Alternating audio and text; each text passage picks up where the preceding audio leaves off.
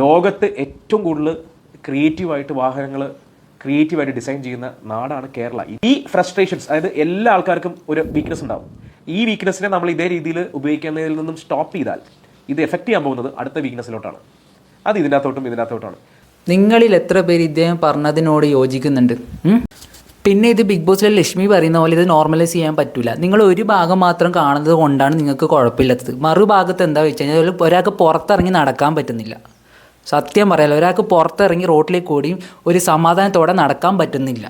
ഈ ഒരു ക്രിയേറ്റിവിറ്റിയിൽ നിന്ന് ഇൻസ്പയർ ആയിട്ട് മറു സൈഡിൽ ബൈക്കൊക്കെ മോഡിഫൈ ചെയ്ത് എക്സോസ്റ്റൊക്കെ മാറ്റിയിട്ട് മറ്റുള്ളവർക്ക് കാണിക്കാൻ വേണ്ടി ഷോ ഓഫ് ചെയ്യാൻ വേണ്ടിയിട്ട് കുറേ മലരികൾ ഇങ്ങനെ റോട്ടിലേക്ക് കൂടി പായുന്നുണ്ട്.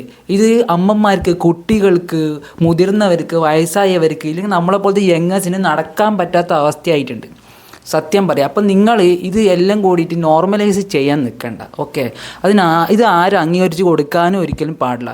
ഇത് സംഭവം ഇത് എന്താണ്, മോട്ടറും മറ്റേ മെഷീൻസും കാര്യങ്ങളാണ്. അതൊക്കെ അതിൻ്റേതായ പ്രൊഡക്ടിവിറ്റി തന്നെ ഇറക്കണം. മറ്റുള്ളവർക്ക് റോഡിൽ ഇറങ്ങാൻ പറ്റുന്ന രീതിക്ക് തന്നെ ഇത് ഓടിച്ചിട്ട് പോകണം. ഇല്ലെങ്കിൽ അതിൻ്റെ രൂപകൽപ്പന അങ്ങനെ തന്നെയാണ് ചെയ്യേണ്ടത്. അല്ലാതെ ഇത് മോഡിഫിക്കേഷൻ എന്ന് പറഞ്ഞിട്ട് മറ്റുള്ളവർ ജീവനെ ഭീഷണിയാവാൻ ഒരിക്കലും സമ്മതിച്ച് തരൂല.